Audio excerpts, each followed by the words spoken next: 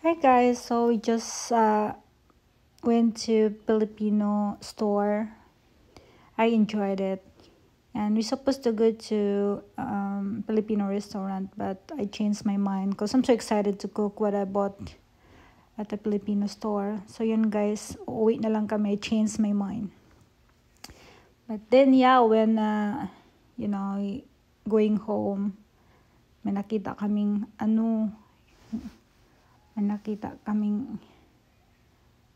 sunog. Diyos ko, nakakatakot talaga dito guys. Especially pag ganitong weather. Yung everything is dry. So, konting lang, magliliyab na yan. I really thought that mangyayari ito doon lang sa California. But it also happened here in South Carolina. And it's so scary. Kasi first time kong nakakita ng ganito talaga yung apoy guys. Nakakatakot. So they really burn it, Daddy? I don't know if they burned it or if it just caught on fire, but... I think they burn it. It's very common. Yeah, the police is there. Police is watching. Myrtle Beach, 48 miles. It's good. We're almost there. I got a lot of good stuff. It's just like I came back from the Philippines.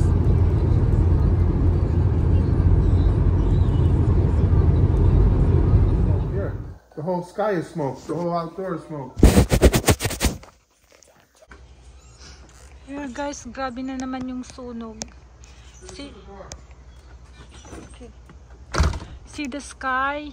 You would thought that is clouds. Akala mo ano yan? Kasi nga idagum, but it's not. It's the smoke from the fire. Doon, ang itim-itim lahat yan, smoke from the fire. Yesterday we went to Charleston. May sunog din doon sa Georgetown. And it's really scary. Nung nag-drive na kami pa uwi, ang laki din ng usok, guys.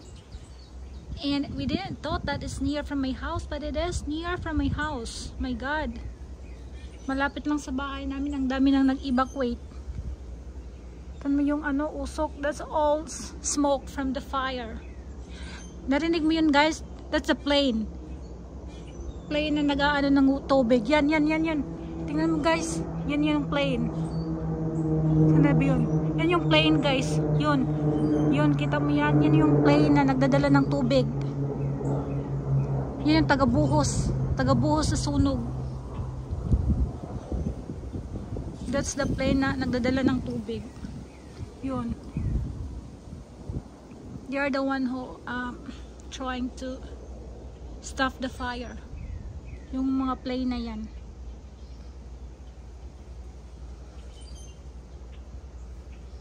It's very scary.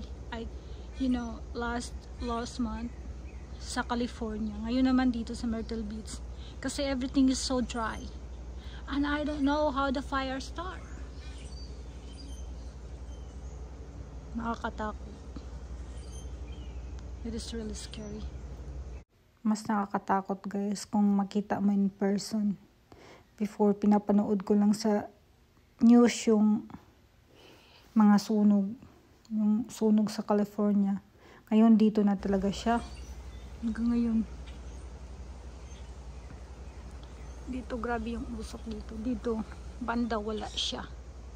Pero dito grabe. Well, pray for Myrtle Beach. Yeah. Let me see your bag. How about you, Dad? Carla's room. Where you going, Carla? I'm going to the church with Daylin. Just going to the church with her boyfriend's family. Unsa sa Catholic? Are they Catholic? Christian. Other Christian. What affects your bed? Kajus luto nila. Taga-Sabado man nila. Okay. So, Thea, Daddy is going back to Boston, so it's time to sleep on your own bed now, right? Tomorrow, right? Yeah. So you sleep here with Ate Carla Yes, ma'am. every night No now. iPad, right? No, she can't use iPad no more. She have to study more on math.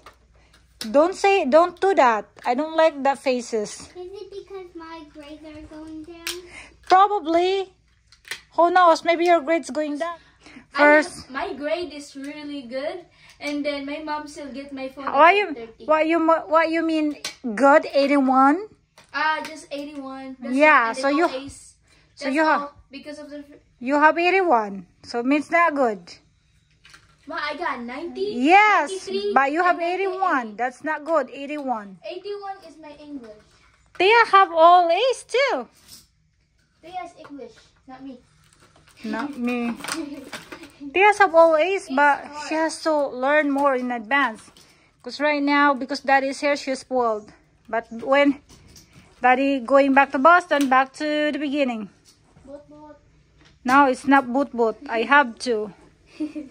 Because me, look at, let me see your face. Oh, It's me. oh. I know, right?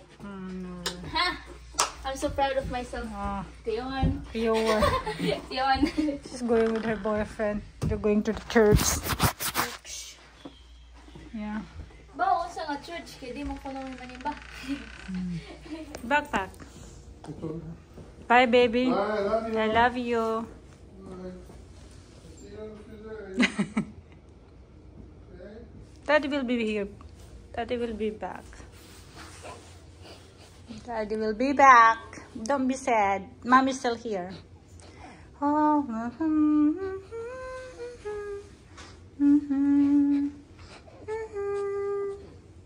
Luwi pa niyang bata eh.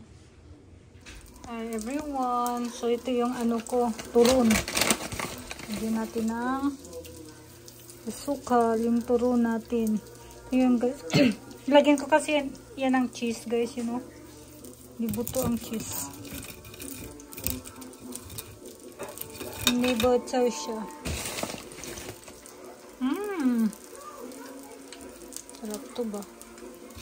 Amis ko ng turon sa Pinas. Guys.